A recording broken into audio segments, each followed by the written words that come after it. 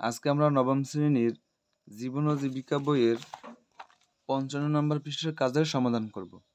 দেখো এখানে একটি ছক আছে, এই ছকটি পূরণ করতে হবে এবং নিচে 3টি প্রশ্ন আছে যার উত্তর দিতে হবে। তো আমরা প্রথমে ছকটি পূরণ করেই দেখো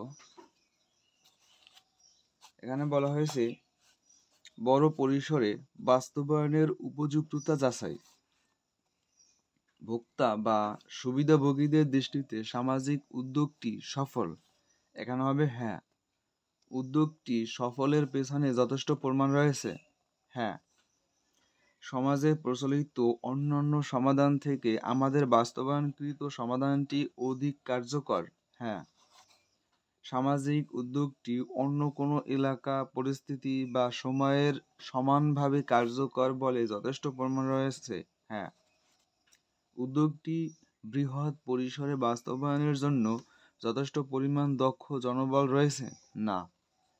সামাজিক উদ্যোগ থেকে প্রাপ্ত পণ্য, সেবা বা পদক্ষেপগুলো অন্য কোনো এলাকা, পরিস্থিতি বা সময়েও সহজে প্রতিরূপ তৈরি করা সম্ভব।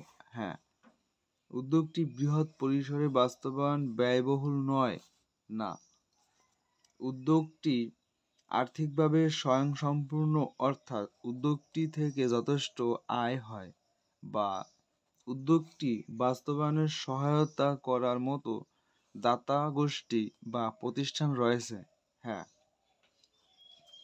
সামাজিক উদ্যোগটি প্রচলিত মূল্যবোধ, দৃষ্টিভঙ্গি, বিধিবিধান ইত্যাদি পরিপন্থী নয়। হ্যাঁ।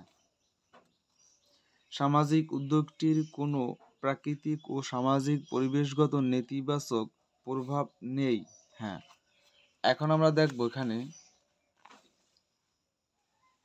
নিচের 3টি প্রশ্নের উত্তর।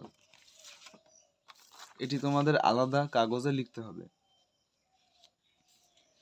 তো দেখো প্রথম প্রশ্ন ছিল কোন বাজেটটি সহজ ছিল, তারপর আবার বলছে কেন। দল গঠনের কাজটি খুবই সহজ ছিল, কারণ সামাজিক সমস্যাটি সমাধানে আমাকে দলের কোনো সদস্য খুঁজতে হয়নি। কোন কাজটি চ্যালেঞ্জিং ছিল, কেন।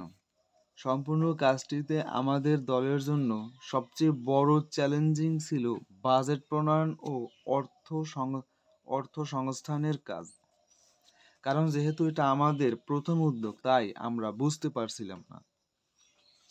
এরপর বলা হয়েছে কোন কাজটি বা অভিজ্ঞতাটি বিস্ময়কর ছিল, তারপর আবার কেন।